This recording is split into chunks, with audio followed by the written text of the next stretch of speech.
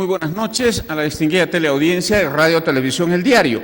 Buenas noches, como siempre, a todos nuestros amigos de la clase política regional, para quienes de manera especial editamos este programa, con la gratitud, sin duda, a la audiencia ciudadana que tenemos cada sábado de 7 a 8 de la noche aquí en Poder y Desarrollo Regional. Un programa que sale gracias a la generosa sesión de 1 hora gratuita y 2 de repetición, otorgada por el distinguido periodista y demócrata Washington Alocía Portilla.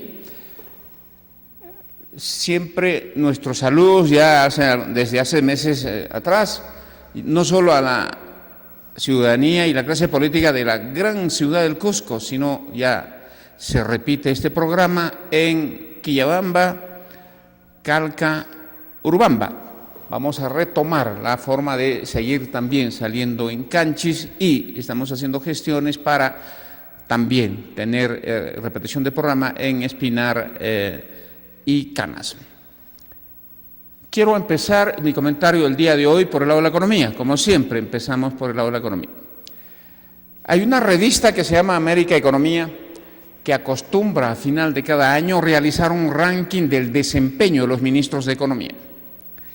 Sin duda, los criterios con los cuales califica y luego rankea el debut, la gestión de los ministros de Economía de los países latinoamericanos es obviamente el cumplimiento de sus proyecciones, que en el caso del Perú se llama marco macroeconómico multianual. Estamos hablando de proyecciones de inflación, proyecciones del crecimiento del bruto interno, del Producto Bruto Interno, proyecciones en lo que son niveles de empleo y algunos otros indicadores, como por ejemplo las cuentas externas, específicamente la evolución de la balanza de pagos, o sea, cómo están las entradas y salidas de bienes, servicios y capitales en una economía. Y para este año ha quedado en primer lugar nuestro ministro de Economía, Luis Castilla. Esto debido a que en el Perú somos la economía que mayor crecimiento económico ha logrado para el año 2012, entre 6 y 6.5. Nos sigue Chile entre 5 y 5.5. Obviamente también sabemos de que la inflación fue bastante baja, una inflación que llegó a 2.65 en el año, y esto obviamente habla de el escenario, la promesa en economía, en inversiones, en estabilidad que significa nuestro país. Esto obviamente es un punto también para el presidente Ollanta, porque en política los buenos resultados de la economía, aun cuando sabemos que son el reflejo o el resultado lógico de las reglas de juego que hay y de la gestión específica que realiza el ministro de Economía y Finanzas, el Banco Central de Reserva, en política se le da autoría del éxito o los fracasos a la parte política, en este caso la Presidencia de la República. Estos premios para la economía en términos de, por ejemplo, ranking, primer lugar, Ministro de Economía, Perú, o esto de ir reduciendo el riesgo país, en el sentido de que este país es cada vez más estable, hay más confianza, hay menos riesgo, por lo tanto, mayor atractivo para jalar inversiones, entre otros, obviamente se acostumbra dárselo al presidente. Eso es lo que no entienden muchos en el caso de Fujimori. Sabemos que ha tenido muy buenos ministros de Economía, especialmente Carlos Boloña Ver, que es el estratega de las grandes transformaciones de nuestra economía. Pero lo bueno y lo malo y lo feo en economía, en política, casi siempre se la responsabilizamos, ¿no?, a los presidentes de la República. Por lo tanto, punto para el Perú, punto para el presidente Ollanta y felicitaciones para Luis Castilla y una red de equipos de funcionarios técnicos y asesores, ¿no?, que están demostrando que sirven al país. Esta es una forma de demostrar que están al servicio del Perú, porque una buena gestión en economía significa que lo que hacemos los peruanos, nuestras decisiones de consumo, de compra, de intercambio, de producción e intercambio, está siendo bien calificada. Lo estamos haciendo con confianza. Estamos tomando incluso decisiones de mediano y largo plazo. Cuando usted ahorra, cuando usted hace un pequeño negocio, está tomando decisiones hacia adelante, no son decisiones inmediatas. ¿Por qué lo hacemos? Porque tenemos confianza en la economía, en las reglas de juego, percibimos que no ha de haber sobresaltos. Este término sobresaltos lo ha utilizado textualmente el presidente de la República, Ollanta el último día del año 2012, señalando que continuará un manejo responsable y sin sobresaltos de la economía. ¿Qué significa esto? Que sus decisiones económicas de producción, consumo e intercambio no han de ser afectadas desde decisiones erráticas del gobierno. O sea que el gobierno no le va a provocar inflación generándole pérdidas. El gobierno no le va a amenazar a usted con quitarle sus negocios. El gobierno no le va a amenazar a usted con ponerle más impuestos. El gobierno no le va a amenazar a usted con generarle distorsiones que terminen perjudicándolo cuando todos nosotros tomamos decisiones económicas de consumo, producción e intercambio. Eso significa no habrá sobresaltos y por lo tanto seguimos teniendo confianza y seguimos desarrollando, demostrando que confiamos en el Perú, en nuestra economía y seguimos consumiendo, produciendo, intercambiando. Eso es lo que hay que entender en términos de algunos mensajes con ciertas palabritas que se utiliza en la política para referirse a la economía. Cuando los gobiernos empiezan a distorsionar la economía, le elevan los impuestos, le generan inflación, le amenazan o efectivamente le confiscan las empresas, ¿no? Provocando que suba la tasa de interés, ¿no? Provocando que baje la rentabilidad de ciertas inversiones que usted pensaba hacer. Eso se llama economía política, el uso politiquero, politizado de decisiones de política económica que se tiene desde el Estado. Los economistas estamos en contra de eso. El Estado no es para que le malogremos la vida y las decisiones económicas a la gente. Desde el Estado no tenemos por qué provocar malas señales, hacer experimentos, aventuras, para que la gente termine tomando decisiones equivocadas y erráticas porque tiene pésimas señales, porque empieza a tener expectativas en base a esas pésimas señales y empieza a tomar pésimas decisiones. No a la economía política. Necesitamos reglas de juego claras, por eso queremos que esté en la Constitución y en las leyes las mejores prescripciones de la economía.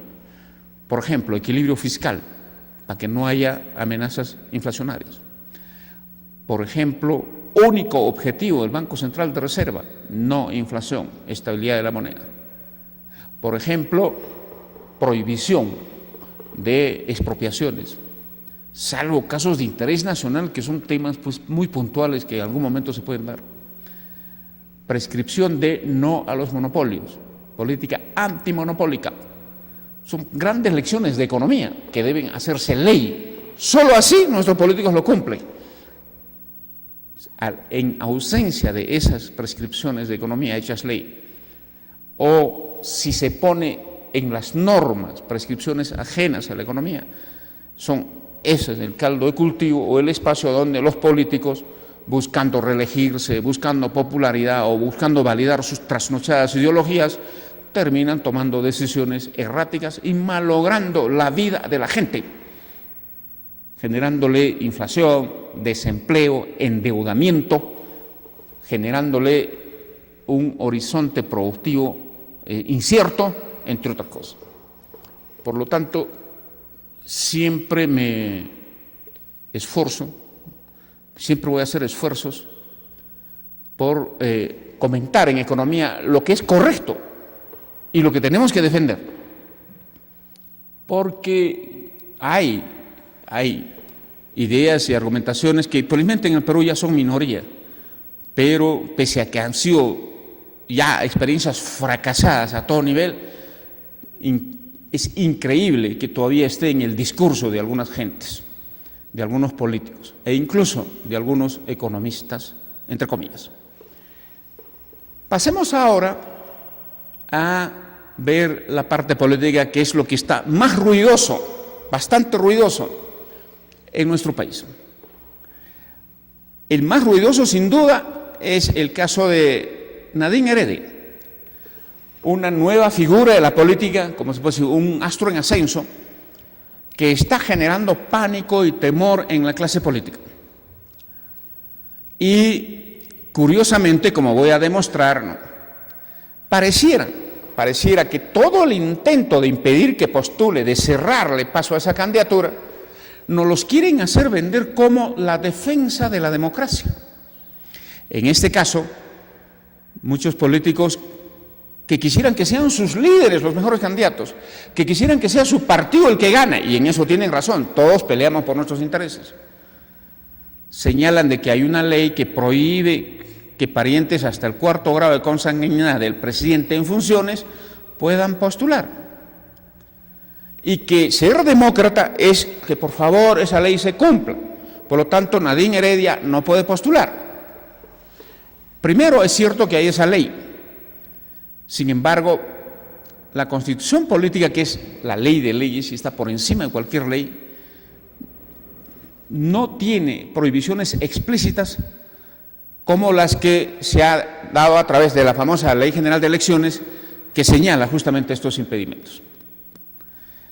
Pero aquí quiero hacer una radiografía de este tema.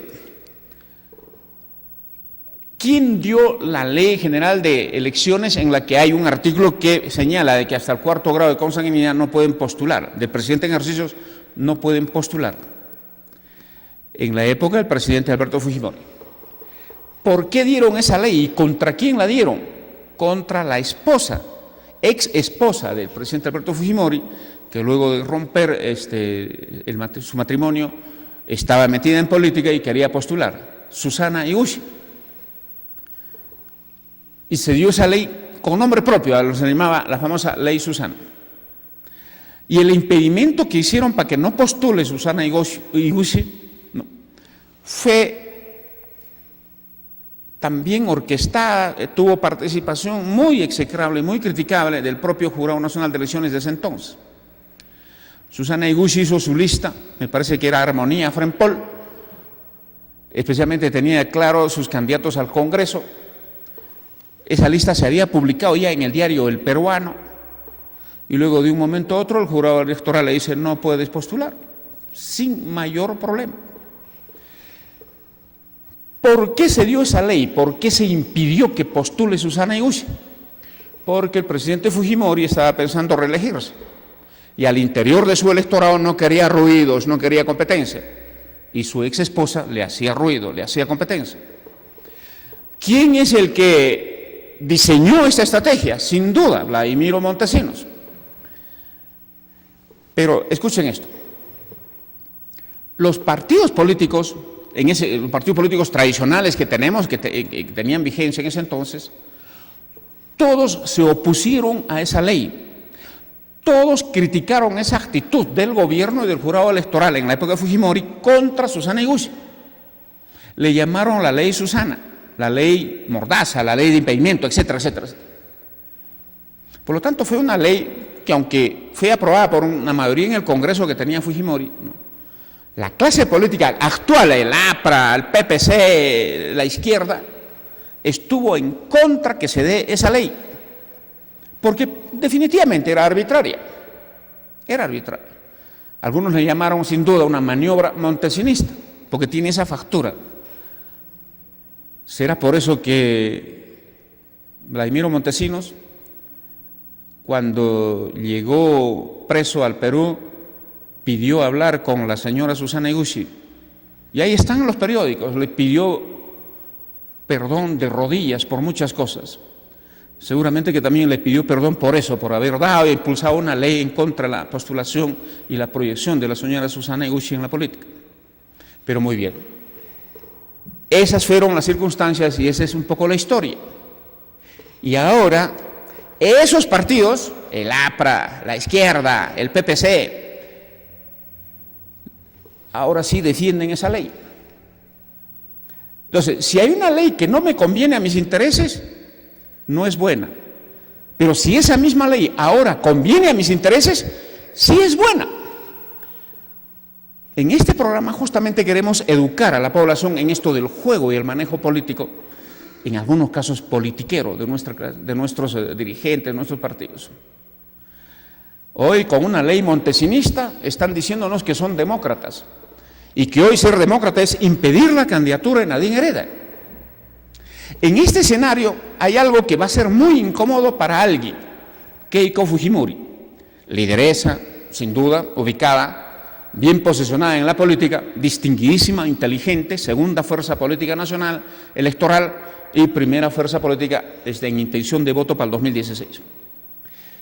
Susana Eguchi es la mamá de Keiko Fujimori. Keiko era una niña menor de edad cuando se dio esa ley. Y ahora, en el fujimorismo, yo veo un problema.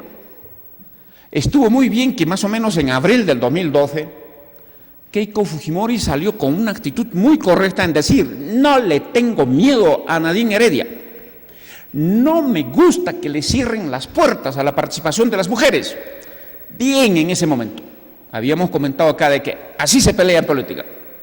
Pero luego, poco a poco, está empezando a decir, y con fuerza a sus seguidores, no puede postular, hay una ley que lo impide. Esa ley que se dio en la época de su padre, distinguida Keiko, a quien yo admiro bastante, no puede ser utilizada, dado sus orígenes, dado sus errores, dado las limitaciones para lo que es una verdadera concepción de la democracia, no puede ser utilizado hoy para impedir la candidatura de otra mujer que es Nadine Heredia.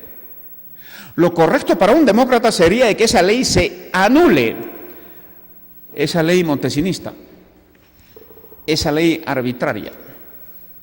Y hay algo más en esta historia. Susana Eguchi hizo huelga de hambre en el jurado electoral para que la dejen participar. E igual, no le dejaron participar. Se quejó a la Corte Internacional de Derechos Humanos.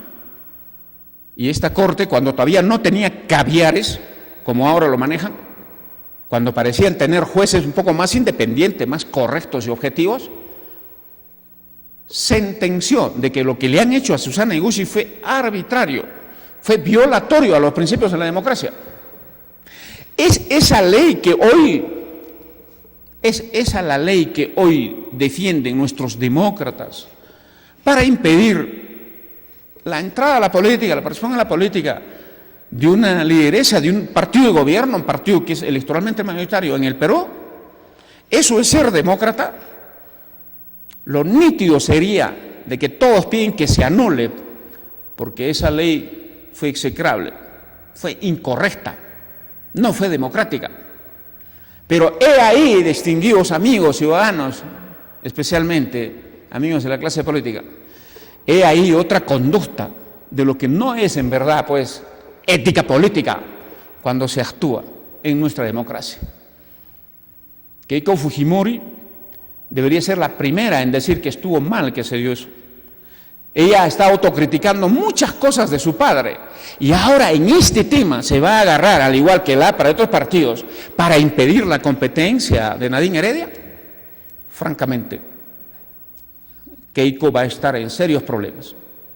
Y de haber iniciado al decir que no le tengo miedo, déjennos también participar las mujeres, empezó por ahí, ahora dice que no porque hay una ley. Visiblemente se le ve a Keiko Fujimori, a los fujimoristas, de miedo. En el caso de los apristas, aterrados. Unos con miedo, el fujimorismo, otros con terror, que son los demás, con menos probabilidades, especialmente Toledo. Entonces, por favor, necesitamos aquí ver efectivamente conductas y actitudes verdaderamente democráticas en nuestros partidos políticos.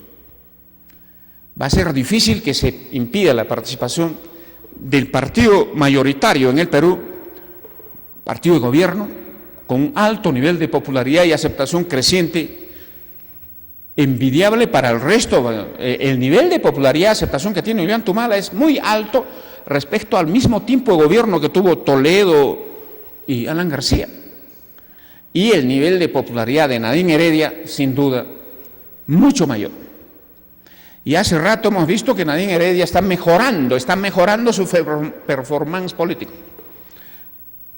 Por ejemplo, estuvo mal que haya querido relativizar el terrible hecho de su exministro de Trabajo, Villena, ¿no?, que prácticamente ultrajó a una dama, a una señorita humilde trabajadora del Perú en Arequipa. Y ya después de una semana se dio cuenta de que no, tenía que decir que eso está mal. Pero algo en la que ha demostrado tener reflejo político es en no haber viajado a Cuba. Bien, señora Nadine, muy bien, porque viajar a Cuba iba a tener muchos costos para lo que ha hecho el presidente Ollantumala, pese a que no sabemos en verdad qué ha hecho. Se ha ido a discutir con la cúpula chavista para que defiendan la democracia, qué bien, qué bien. Pero muchos creen que ha ido a comprometerse para que desde el Perú, en su política internacional, avale a un gobierno inconstitucional que en ausencia de Hugo Chávez está empezando a funcionar o a montarse en Venezuela. Pero qué bien que no haya ido la señora Nadine. Eso está muy bien en política. Vamos a ver, en verdad, cómo se desarrolla esta fuerte interacción alrededor de la imagen y la proyección política de Nadine Heredia, ¿no? Porque además, miren ustedes otra inconsecuencia. La están presionando a que diga si va a postular o no. Y dígame una cosa, Alan García ya dijo que va a postular. Alejandro Toledo ya dijo que va a postular. La propia Keiko Fujimori ya dijo que va a postular. O sea, mis líderes no están obligados a decir si postulan o no, pero por favor, usted diga si va a postular o no. Eso es democracia, eso es nivel en el juego político, eso es decencia, eso es estética en política. Entonces, patético, desesperados. Y la gente se da cuenta. Un Alan García que ha salido a decir, me quito el sombrero, gracias por no postular, solo porque Nadine Heredia dijo que no está eso en su agenda. Y también dijo que no le gustaban las leyes con nombre propio. O sea, aquí hay que entender dos cosas, que no le gusta esa ley Susana, porque fue con la ley con nombre propio. O la supuesta ley que estaría cocinando el nacionalismo en el Congreso. Sin duda no tenemos conocimiento de algún proyecto de ley o cosas por el estilo para tener un comentario determinado. Pero así como creemos que hay cosas muy interesantes e importantes que abonan a la proyección política de Nadine Heredia, también es bueno señalar que esperamos una mayor coherencia y consecuencia en Nadine Heredia en algunos temas que molestan al Perú. Por ejemplo, este escándalo de Marisol, hasta me olvidé el apellido de la vicepresidenta, su mamá, su abuela, cobrando en pensión 65. Y hubiera sido bueno que Nadine Heredia diga ya que eso está mal, que eso simplemente es increíble, una vergüenza. Marisol Espinosa, la abuela de la vicepresidenta de la República, en un programa para indigentes, para extremadamente pobres. Es increíble. Y Marisol Espinosa, normalmente sabemos que las mujeres, las hijas mujeres, las nietas mujeres, están allí para no dejar nunca solos, especialmente a sus madres, a sus abuelas. Y miren a esta vicepresidenta que tiene ambiciones presidenciales. Esta congresista y vicepresidenta, Marisol Espinosa, tiene ambiciones presidenciales y en varias declaraciones la ha dejado entrever. Y son ambiciones exactamente igual que la de primer vicepresidente Omar Chejade. En aquel entonces habíamos hecho el siguiente comentario. En una entrevista, Omar Chejade, cuando todavía era primer vicepresidente, señaló que sí, que sería mentir si no revela de que tiene ambiciones presidenciales. Y entonces habíamos dicho, pero ¿y quién votaría por este señor? Ni su familia. Y entonces, ¿en qué sentido tiene ambiciones presidenciales? Bueno, en el sentido de traicionar seguramente en algún momento al presidente Ollantumala para promover su destitución y hacerse la presidencia. No había otra forma de entender esas ambiciones presidenciales. Ambiciones presidenciales reales en política son pues de líderes que dirigen partidos, tienen intención de voto. Pero señores, por quienes ni su familia votan y revelan intención presidencial y están a un paso de la sustitución al presidente, lo que han revelado es solo información de que estarían dispuestos a cualquier cosa por deshacerse del presidente Ollanthumala para que sean los, en sucesión, encargados de la presidencia, los encargados de la presidencia. Entonces, esta señora o señorita Marisol Espinosa es igualito que Omar Chejade, tiene ambiciones presidenciales, pero ¿alguien votaría por ella? Es la lideresa de su bancada. Algunas han visto si hay alguna intención de voto. ¿Fue abrumadora su elección como congresista en su departamento? No. Entonces, ¿qué ha revelado? Igual que Omar Chejade, si pudiera rezarle a Dios para que pase algo con el presidente Ollanthumala y ella ser presidente, lo haría. Y miren la catadura moral que tiene esta señora.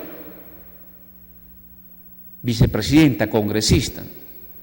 No ganan poco, los congresistas no ganan poco. Los vicepresidentes además tienen presupuestos adicionales para cumplir la parte protocolar de su cargo. No tenía un poquito más de 150 soles mensuales para darle a su abuelita y no estar ahí como hoy se demostró, dando vergüenza. Pero bueno, ese es el nivel de nuestra política. Y Nadine Heredia todavía no dice nada. Y ya se le ha pasado los mejores minutos y las mejores horas para que Nadine diga algo, ya se le ha pasado. Entonces todavía faltan buenos reflejos a la primera dama, a la nueva lideresa del Partido Nacionalista. Porque en temas repugnantes es donde queremos anticipación de nuestros líderes.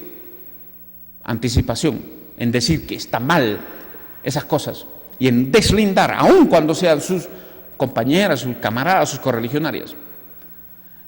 Siempre habíamos dicho de que, así como Nadine Heredia podría, a través de su función como primera dama, llevando el rostro humano del Estado a la gente, sin duda mejorar su provisión política, también había señalado que por los azares y los riesgos del poder, ella también tiene que estar preparada a enfrentar algunos costos, algunos riesgos, y en este caso lo no oportuna que está demostrando ser en temas muy inflamables en la política, ¿no?, hacen de que empecemos a tener algún diagnóstico un poco más integral de esa personalidad para hacer sin duda las caracterizaciones, los diagnósticos respectivos y sin duda los comentarios y las sugerencias, si es que nuestros niveles de análisis de los analistas políticos nos permiten también hacer eso. Entonces, si los líderes políticos son los primeros en decir sí postulo, que la emplacen a decir si postulará, pero ellos dicen que no, pero a ella le dicen que emplace si quiere. ¿Cuál es el problema cuando alguien se lanza con anticipación? La demolición, pues. ¿Por qué a muchos políticos se les pone, como se les hace pisar el palito de lanzarse a la piscina? Porque está sin agua y para demolerlos. Lo prudente en el lanzamiento pues tiene calendarios, hay plazos políticos para eso. Y aunque para todo el mundo esté visible que Keiko va a ser candidata, que Alan va a ser, que Toledo va a ser, ¿no?, un año antes de las elecciones posiblemente lo revelarán, porque eso es lo correcto en estrategia política. Y a la señora Nadine sí le quieren decir 4 años antes que diga si va a postular o no, y utilizando una ley impresentable que la propia Keiko debería liderar, que se anule como parte del proceso de autocrítica que todos los peruanos queremos y saludamos en ella, de todo lo malo que se ha hecho en el gobierno de su padre. Lo bueno prima, eso está bien, todos sabemos, gozamos de una buena estabilidad y pacificación gracias a Fujimori, pero han habido cosas muy malas que Keiko Fujimori en algunos temas ya ha señalado como malas, ya se ha autocriticado, ya ha pedido perdón, y en este tema también debería haber sido la primera en decir que esa ley se anula. Me parece que esa sí sería una forma de ver a nuestra clase política, o al menos a una lideresa ubicada correctamente dentro de los cánones de lo que sería una evaluación positiva de lo que es hacer política, de lo que es ser democrática. Con esto damos paso a una brevísima interrupción para volver con mayores comentarios políticos. Pausa y volvemos.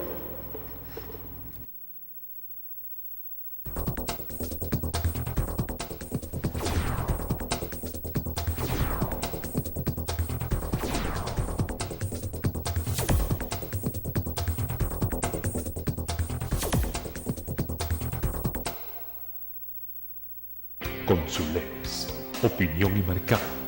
Realizamos estudios de mercado para su empresa, consultores y asesores de tesis e investigación, análisis estadístico SPSS en español, estudios de mercado y de precio referencial, imagen institucional y medios de comunicación.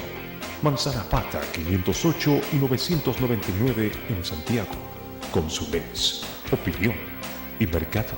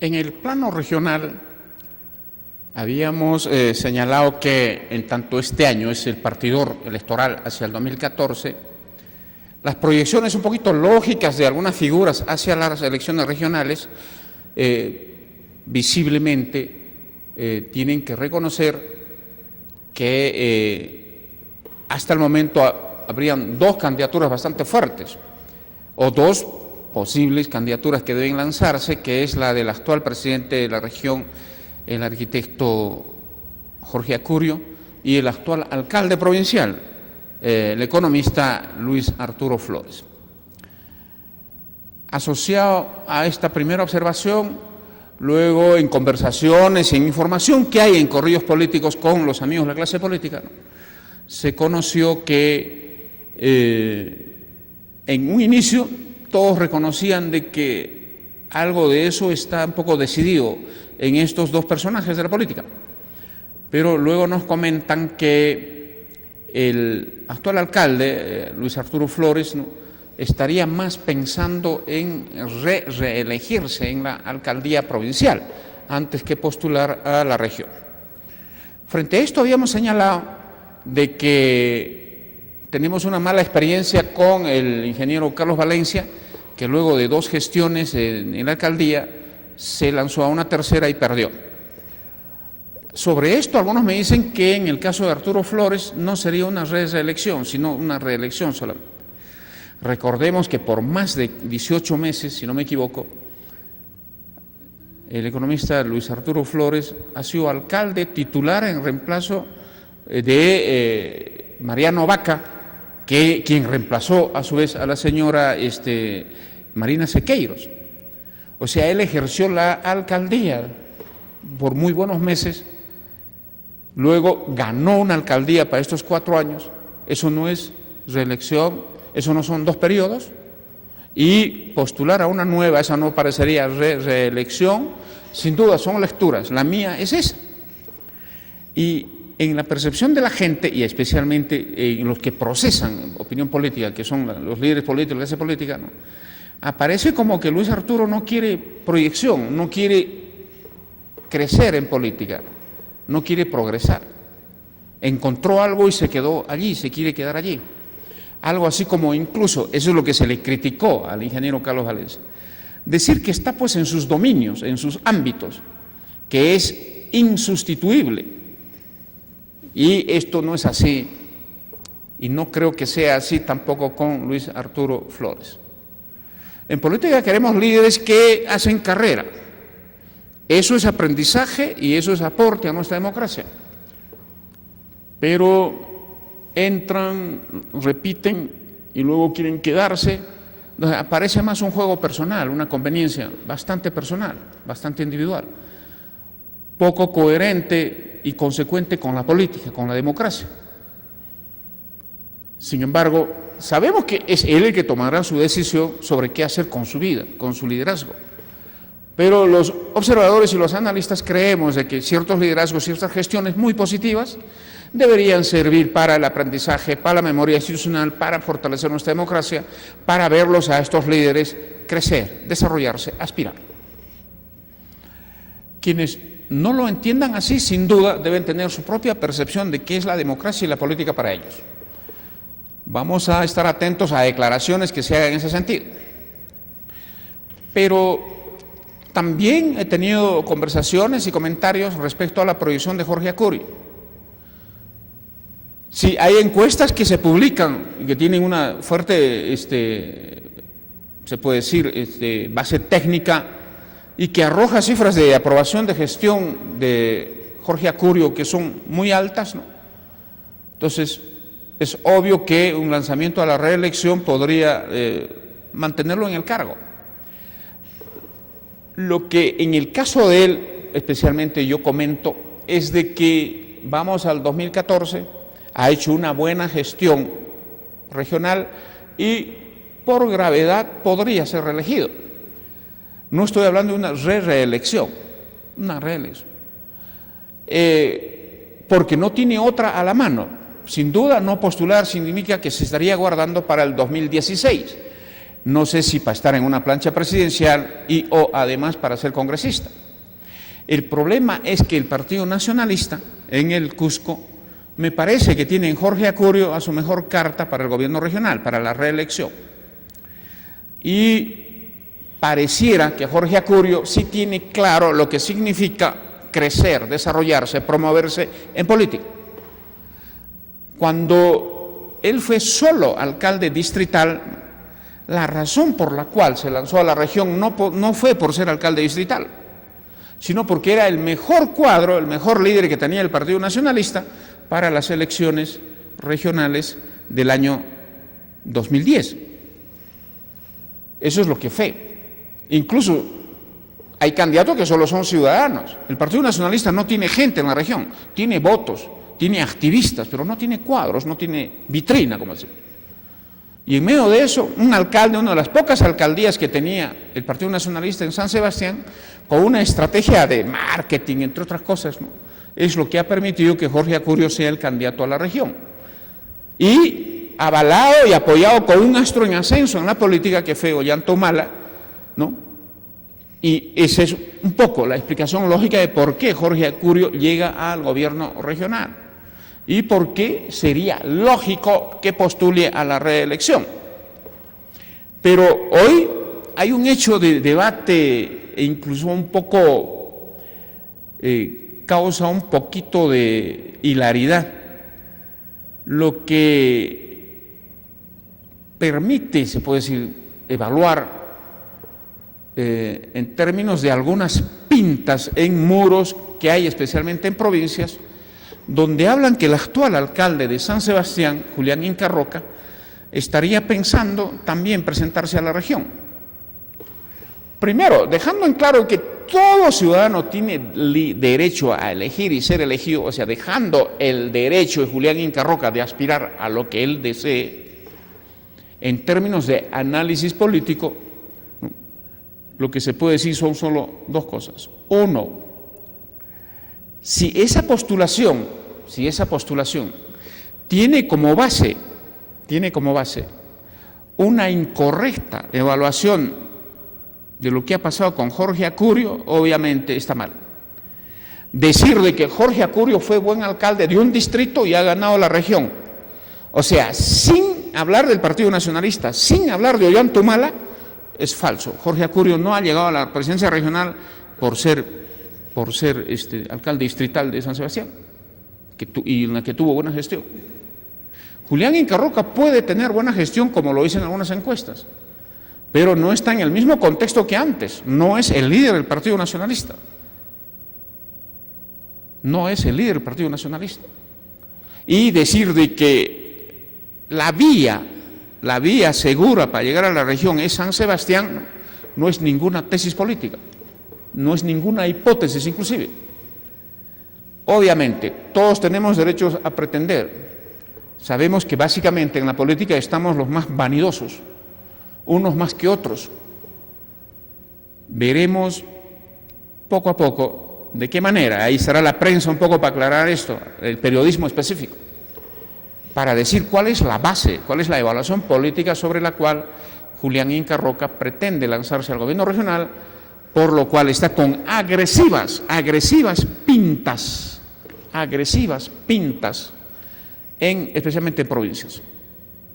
El Partido Nacionalista está dividido porque supongo que al alentar una democracia interna al interior de un gobierno hay que permitir las postulaciones, pero luego hay que procesar las mismas dentro de la agrupación política, en base a los lineamientos que haya de elección interna, de democracia interna, pero también de disciplina interna. Creer que el Partido Nacionalista sí estaría evaluando que no sea Jorge Acurio, sino Julián Inca Roca, el candidato del Partido Nacionalista, merecería una aclaración, porque de repente, ¿quién sabe si en el Partido Nacionalista solo hay flores por fuera y temblores por dentro? Pero si tuviésemos que poner en perspectiva las candidaturas de Jorge Acurio y Julián Inca Roca, obviamente los niveles de proyección son incomparables.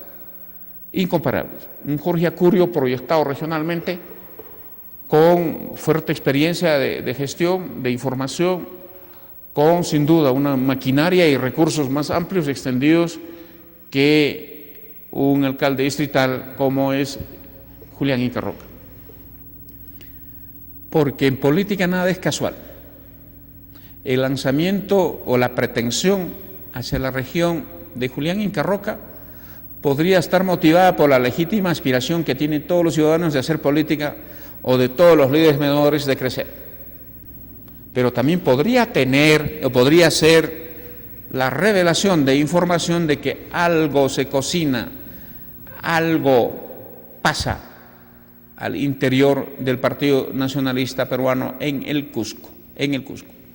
Reitero que la crítica básica a ellos, tanto en su actual gestión en el gobierno regional como en la posible proyección para el 2014 con Jorge Acurio candidato, es la falta de vitrina. Les falta imagen, personajes, personalidades de la política que, estando de acuerdo con un programa, sin duda tienen que estar de acuerdo con un programa de gobierno, ¿no?, le den imagen, le den aplomo a el programa, las postulaciones del Partido Nacionalista, porque hay fuerte ausencia de cuadros allí y lo que abundan son activistas, gente experta en logística, en pintar paredes, en repartir volantes y organizar los mítines, a quienes luego por agradecimiento hay que darle cargos públicos, y la gestión por el lado de esas oficinas es bastante humilde, en algunos casos lindando con la mediocridad.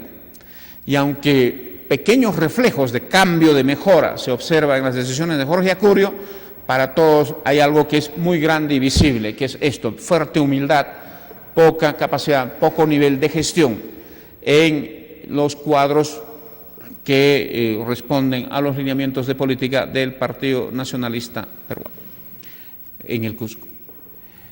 Asociado a la reflexión de estas dos candidaturas centrales, habíamos señalado si podría haber un tercer espacio. Y entonces, ahora hay dos elementos que permiten un poco comentar esto. Uno, de que si Luis Arturo Flores no postula a la región, sin duda se abre un espacio, porque tienen que haber postulaciones. Estoy hablando de espacios fuertes. Y